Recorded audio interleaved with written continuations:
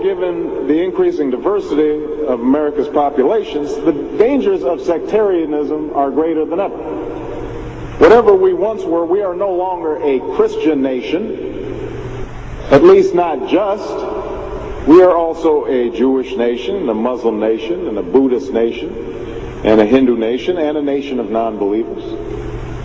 And even if we did have only Christians in our midst, if we expelled every non-Christian from the United States of America, whose Christianity would we teach in the schools?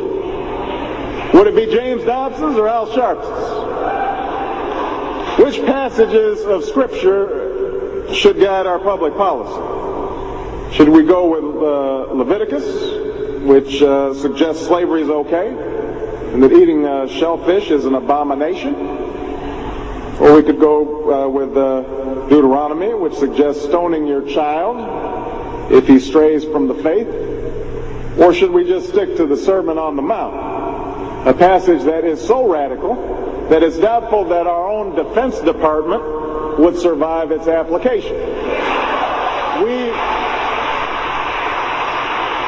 So before we get carried away, let's read our Bibles now.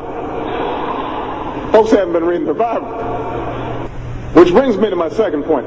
Democracy demands that the religiously motivated translate their concerns into universal rather than religion-specific values. What do I mean by this? It requires that their proposals be subject to argument and amenable to reason. Now, I may be opposed to abortion for religious reasons, to take one example, but if I seek to pass a law banning the practice, I can't simply point to the teachings of my church or evoke God's will.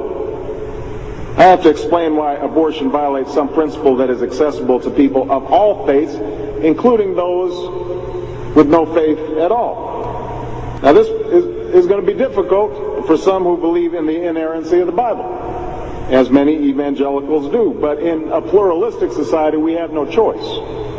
Politics depends on our ability to persuade each other of common aims based on a common reality. It involves compromise, the art of what's possible.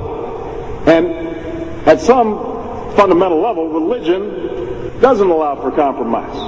It's the art of the impossible. If God's spoken, then followers are expected to live up to God's edicts, regardless of the consequences. Now, to base one's own life on such uncompromising commitments may be sublime, but to base our policy making on such commitments would be a dangerous thing. And if you doubt that, let me just give you an example. We all know the story of Abraham and Isaac. Abraham's ordered by God to offer up his only son. Without argument, he takes Isaac up to the mountaintop, he binds them to the altar, raises his knife, prepares to act as God commanded. Now, we know things worked out. God sends down an angel to intercede at the very last minute. Abraham passes God's test of devotion.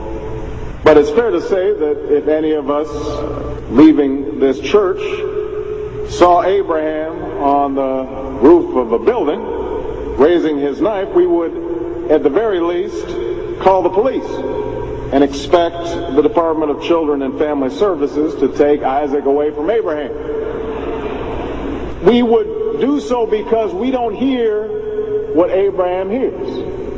We don't see what Abraham sees. And so the best we can do is act in accordance with those things that we all see and that we all hear, be it common laws or basic reason.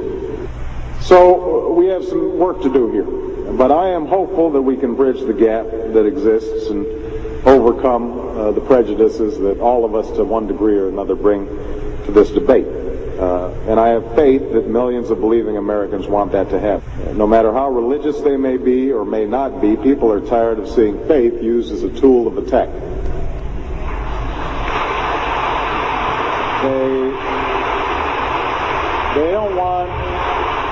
They don't want faith used to belittle or to divide, because in the end, that's not how they think about faith in their own lives.